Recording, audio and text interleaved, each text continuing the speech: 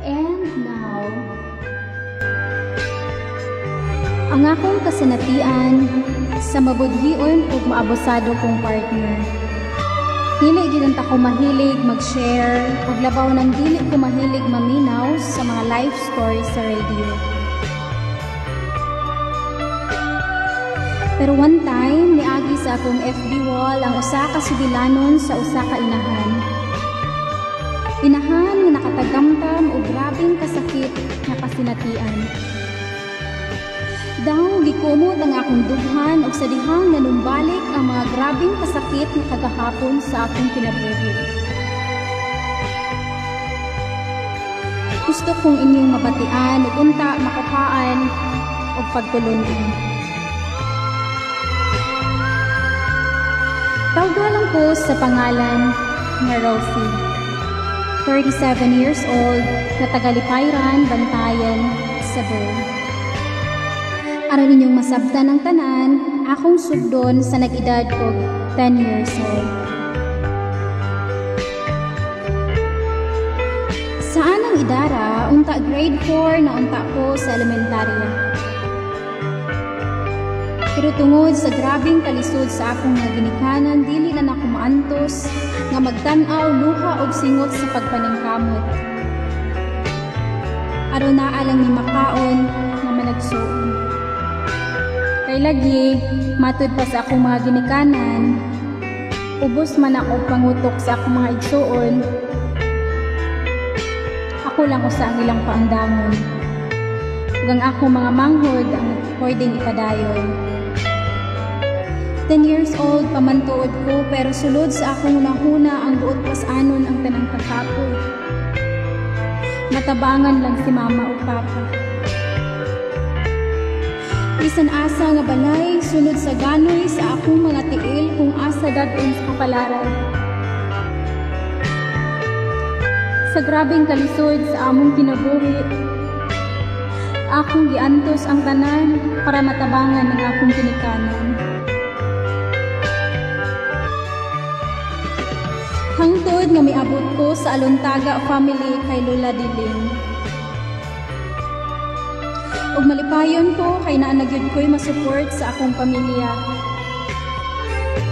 Niabot og pila ka bulan, ug tuig dugay-dugay sad ang akong pagserbisyo nila kay Lola Diling.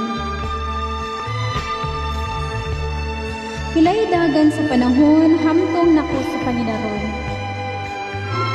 Hangtod nga makamao na kumubati ug pulong nga gugma.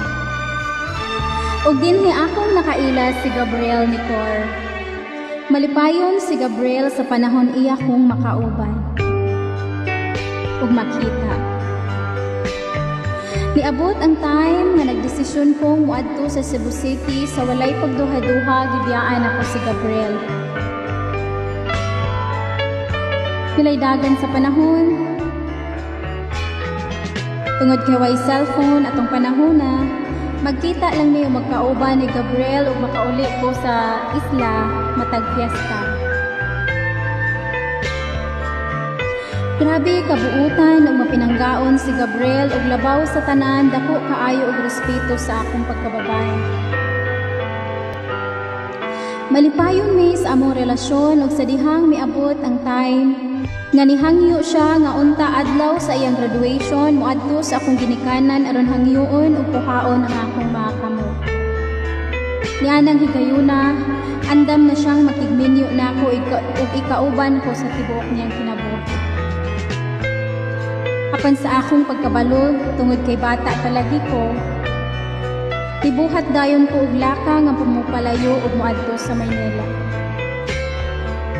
Pero sa adlaw sa akong paglakaw, nagdagan si Gabriel na masin nga unta maabdan ko sa balay sa akong ginikanan. Apan dito na ako sa pantalan aron sa pagbiyahe paingon sa city. Ug iya kong naabdan samtang nagispasahe sa pambot ug igo nila siyang nag-abot og letter sa ako. Nakita na ako ang grabeng kasubo ni Gabriel ug nasakitan sa akong pagbiyahe. Pag-abot na ko sa city, dito na ko gibasa, nakahila ko, ug dito na ko na-feel nga seryoso ang tinguha ni Gabriel. Pilay dagan sa panahon samtang nanako sa Manila, mga bulan ug tuig wala na ko'y kontak ni Gabriel tungod kay walay cellphone atong panahona. Ug akong gibaliwala ang letter nga nakasulat, maghintay ako kahit alang taon pa akong umasa.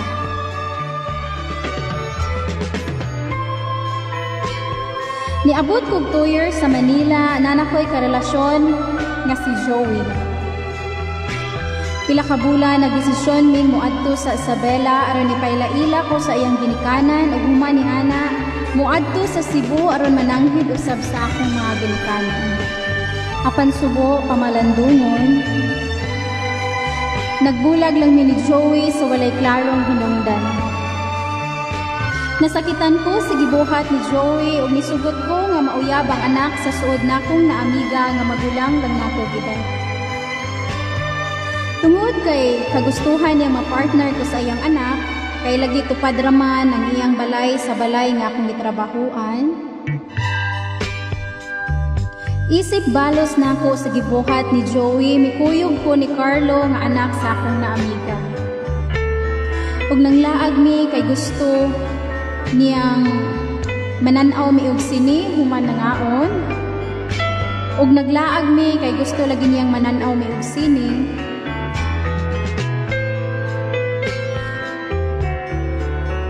Ug human ni ana nangaon mi, ug human sa among pangaon nanguli mi ug gidala ko sa ilang balay, ug diha nakita ko ni Joey kay usa ra man ang compound nga ilang gipuy-an ni Carlo.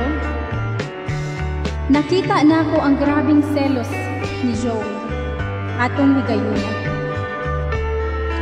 Nag-inom, naghubog, ug niabot sa point ka nag-wild sa compound apan wala na ko siya pamatia pa.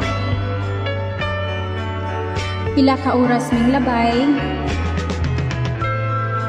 ug sa dihang human na magpangaon, nihangyo ko sa inahan nga matulog kay diduka na kog pag-ayo. Ug sa akong paghinanok sa pagkatulog aduna ko'y nabatian nga grabing kasakit ug nakalitan ko nga naong ni Carlo sa akong atubangan. Human nangayo siya pasaylo kay tungod kay ubos ang iyang pagtan-aw nako, wala siya magdahom nga siya ang lalaking makakuha sa akong pagkababae. Sa dihang nabalaan ni Joey, halos dili niya madawat ang nahitabo ug sakit kaayo sa akong buot kay baliktad ang gisulti ni Carlo didto kan Joey. Tungod sa kong kalagot ni Carlo, ako siyang gibawagan, apan human sa usa ka bulan nagdesisyon kong muipon niya tungod kay buntis ko. Ug dinhi nagsugod ang akong kalbaryo sa iyang mga kamot. Sa mga kamot ni Carlo. Grabe kasiloso si Carlo, akong madawat permi ang iyang bugat nga kamot, sipa, tadyak. Bisan unsa nga butang magunitan akong madawat ikan sa iyang mga kamot. Daw dili ko tao sa iyang panglantaw.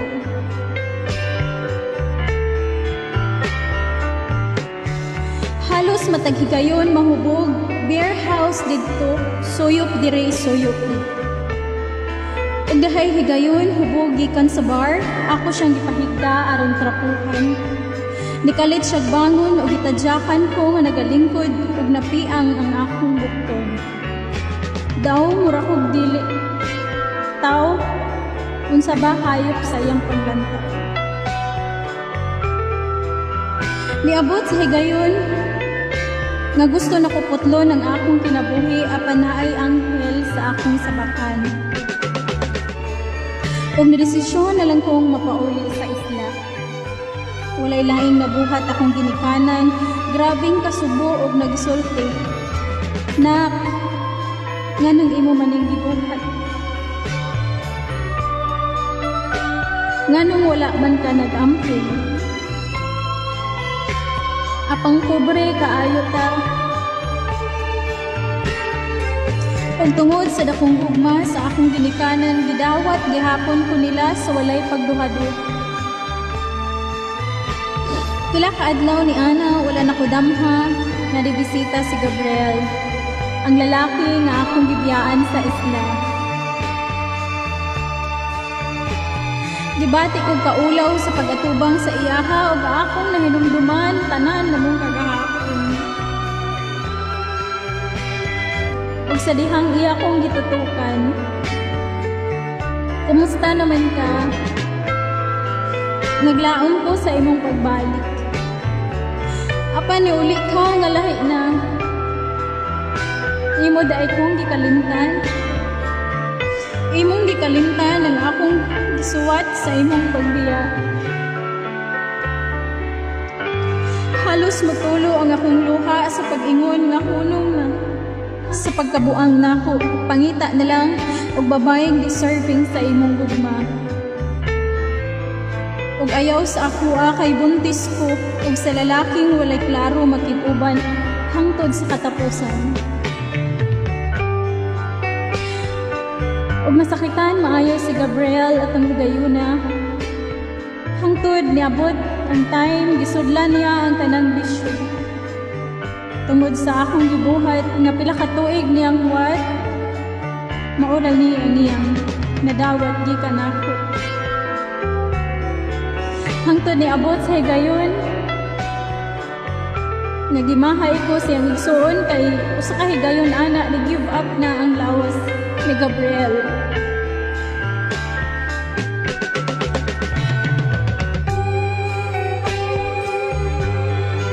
Wala na ko damha nga ning ato di ay kaseryoso ang iyang gugma.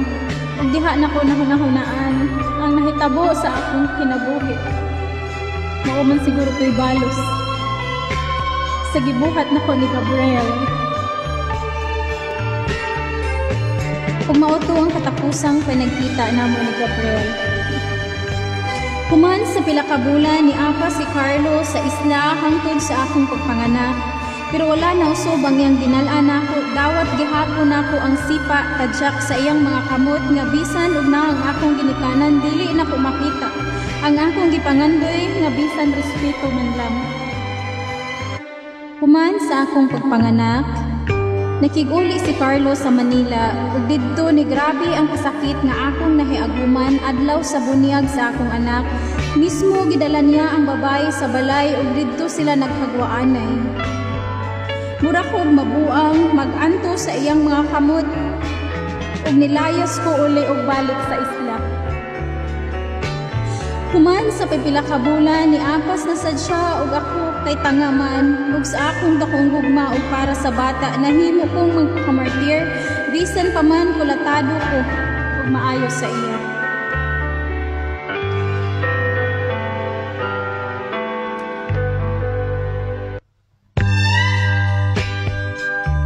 Nang labay ang mga katuigan, away bati lang gihapon mi ni Carlo ug Maynila ug Isla Permi akong dunggaanon.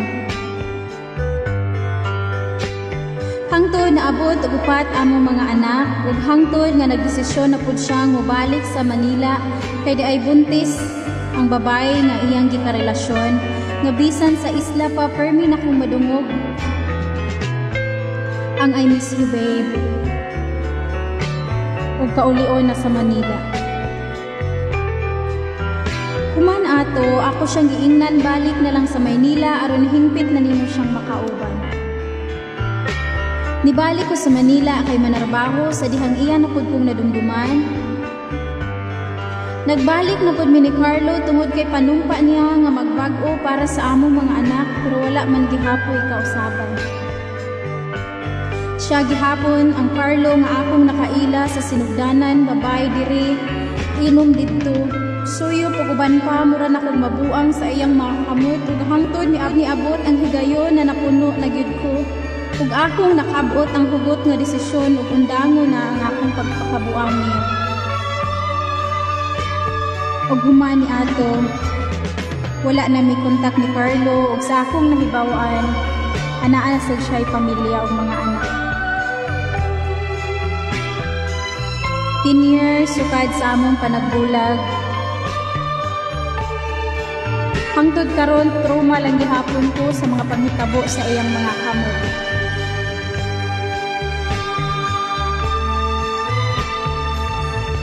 Pilay dagan sa panahon. Sa akong pag-inusara, nakarelasyon ko kaduha kahigayon pero wala gyud ko diswerte sa lugar sa gugma. Human sa pipila ka tuig, nakarelasyon na sad ko usa ka OFW, samtang nag-apply ko para sa Kuwait. Laktod nga pagkaistorya sa iyang pag-uli, nag-abot ang among mga dalan, nagkasinabot. Ug wala maglangan nakaanak mi usa, pero naglaho gihapon na parang bula. 5 years na ang among baby pero walay support ug walay balita ug walay magtagad sa amon.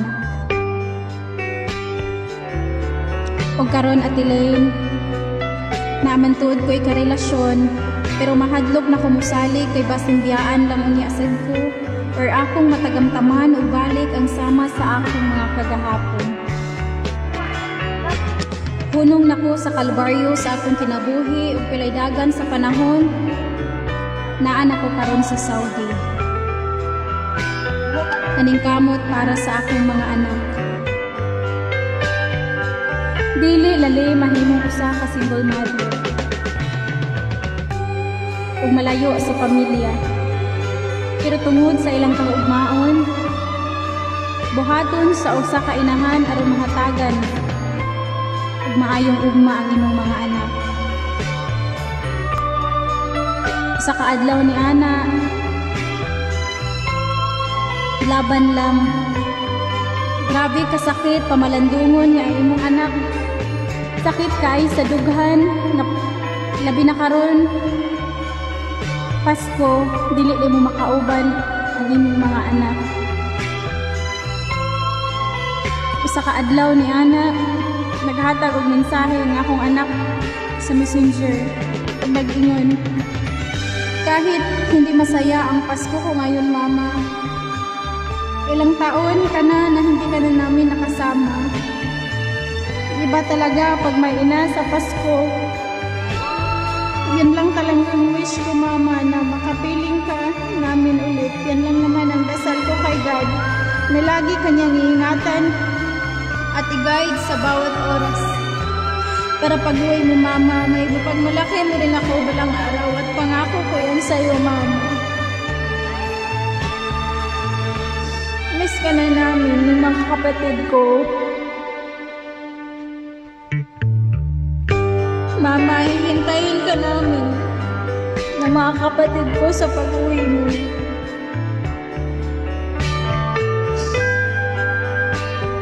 Lagi kang mag-iingat dyan, mahal na mahal ka namin.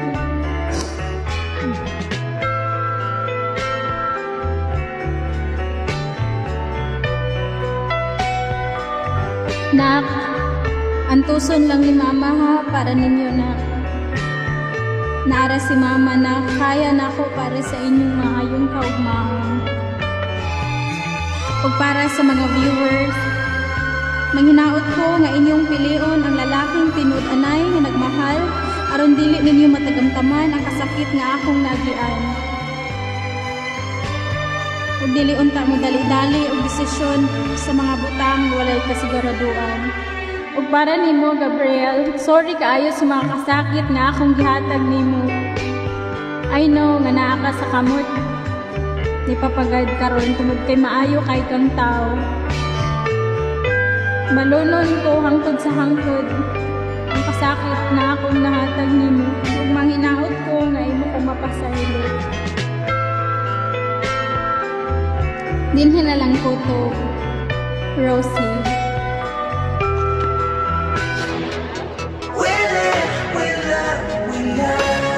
Special shout out gikan sa atong special sender karong adlaw. Pa-shout out siya sa iyang family nga naa sa Cebu City og sa Isla Liparan, Bantayan. Og sa akong mga anak didto, og sa akong mama og papa di ay nga nag-birthday kagahapon, December 15. Og pa-shout out ko sa akong mga anak, relatives, sa akong mga amiga nga si Ingrid Kanyati og sa Madam Margie Karat nga ni sa Saudi Arabia. Og pa-shout out siya sa iyang mga suod suod nga higala, Dendo Fajardo nga nasa Saudi Arabia. Ate Bibi Despe, Paulo Barro, og kang Romeo Despe. Ate Nancy Geli, kay Joel Romeo, nga naa nagpuyo sa Sambales, og kang Monique Taran. Og suo, og sa akong mga suod nga higala nga naa sa Maynila, Laguna, og kay Roel Lugo, nasa Cebu City. Og kay Ate Bibi Lubo nga naa sa Toledo, Cebu City. Og shout out kay Vance Agudo nga naa sa Mandawi. Og sa iyahang sister nga si Rhea Elostrissimo nasa Manila. Sa iyang mga anak na si Carlo nasa Cebu. Sa iyang mga igsuon si Ryan ug Junjun. Ug sa iyang hipag si Lisel ug Josephine. Ug sa tanan-tanan akong mga anak. Special shout out sad siya sa iyang ate nga si Grace Batiancila Ibanez. Og kay Langga Gigi. Og sa akong igagaw nga gwapo, Gaw Gergie Ibanez. Kumusta mo diya tanan sa Manila? Amping mo kanunay. God bless everyone. Special shout out. Balik ko nagugusab.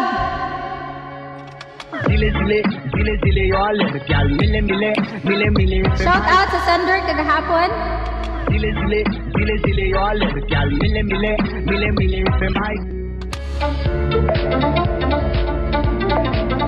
Pakpakan na to ang tanang buutan karang adlaw. Pagatong ko silo ng mga badlungon.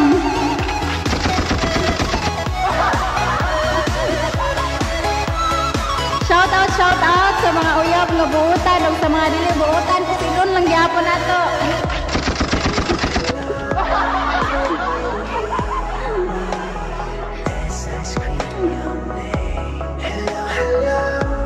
Shout out guys sa kong langga nga nasa Ayala, Cebu. Ug sa iyang mga kauban diya sa work atong pakpakan mga kugihan nagbuutan. Special case sa may langga.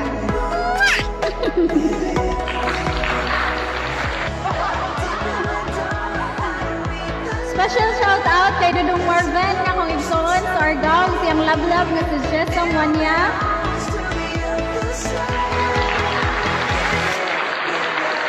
Kay Dudong Jeffrey og siyang babe nga nasa Kansalunoy, Randa.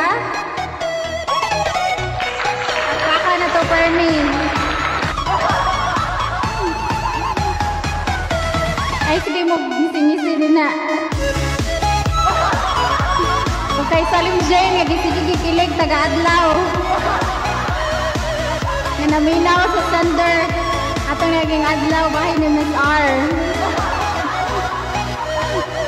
Special shout out, gilaway ko. Special shout out sa akong nagsoon nga si Manay Michael, Noy. I love you, Noy. Miss na miss kay Tika, Noy. Kay tagsara ka mag-online. Shout out sa mga amiga nga tinud-anay nga dili mo lutaw, ilabay sa dagat.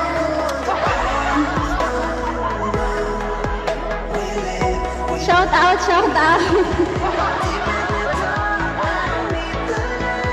Good morning, good morning. Maayong pagpamasilong sa mga baka o kabaw. Diha, may pagpamalhin sa mga kanding, may pagpakaon sa mga sa panadihan ipakaon ng mga nilalang. I love you all. Nadatay greetings. Special greetings. Special greetings kay Mary Ann Galiaposo Redondo. Special greetings kay Ate Wilma Sardido. Hi kay I miss you gikan ako sa akong tinubos nga si Dudong Zack ug ni Dudong Ivan ug sa iyang partner nga si Kuya Linwell. Shout out sa mga martyr. Shout out sa mga kabawang musukol, sa mga banang manuntok, suntuka pod.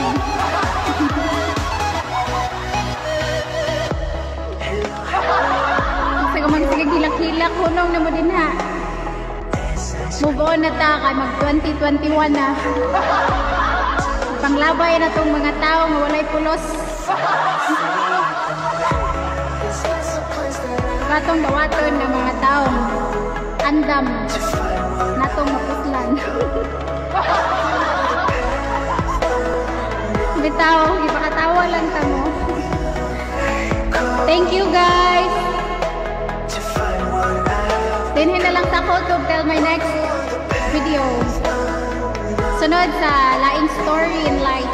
True story in life. Naday kay basahon, ugma siguro po or the next day. Ang katawanan ng storya sa usa ka blank check. Surprise lang. Ay lagi ngisi niya Miss R.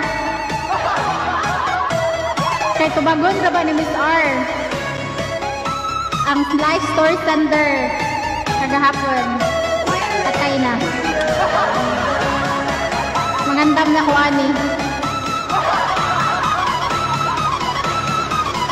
Di na ako to guys. Dagang salamat sa mga viewers. Good vibes. Ayaw ng mga beater. Kung sa to mga beater, ang paladag paliya. Libre paliya.